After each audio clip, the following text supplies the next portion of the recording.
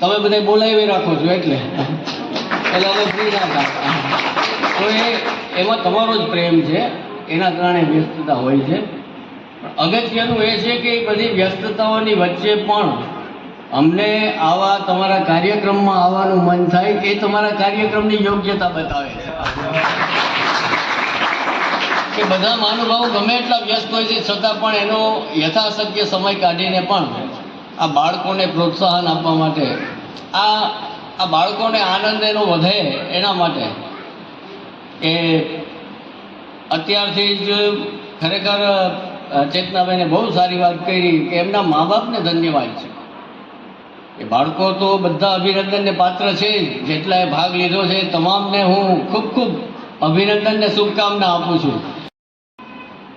જય રાધાનો શ્યામ ગોપ ગોપીનો શ્યામ, જય રાધાનો મારે હૃદય સમાયો છે શ્યામ શ્યામ શ્યામ, મારે હૃદય જય રાધાનો શ્યામ ગોપ ગોપીનો શ્યામ.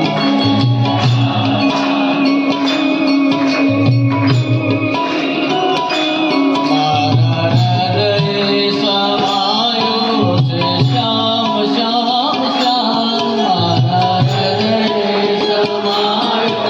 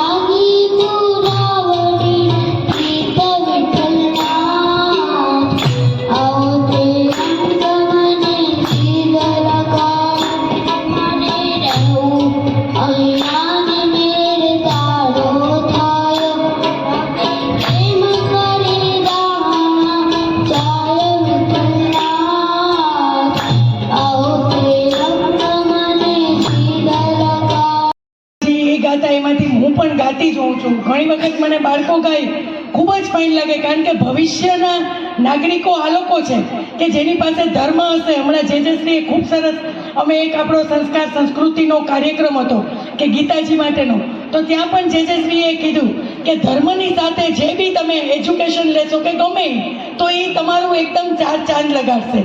તો નાના બાળકમાં અત્યારથી જ આવી રીતનું જે પ્રોત્સાહન મળે અને એના પેરેન્ટ્સ છે એને સંસ્કાર આપી અને ધર્મના સંગીત સાથે અને આવા સરસ ગીતો લે ભગવાનના ધર્મના, તો એ ખરેખર અભિનંદનને લાયક છે. અને એના માતા પિતાને પણ ધન્યવાદ છે કે ત્યાંથી આંગળી પકડી ને અહીં સુધી તમે તમારા બાળકને લઈ આવો છો, તો એને પ્રોત્સાહન મળે, મોટિવેશન થાય અને એનો પ્રોગ્રેસ જરૂરથી થાય અને એને આ પોઝિટિવ વાઇબ્સ મળે.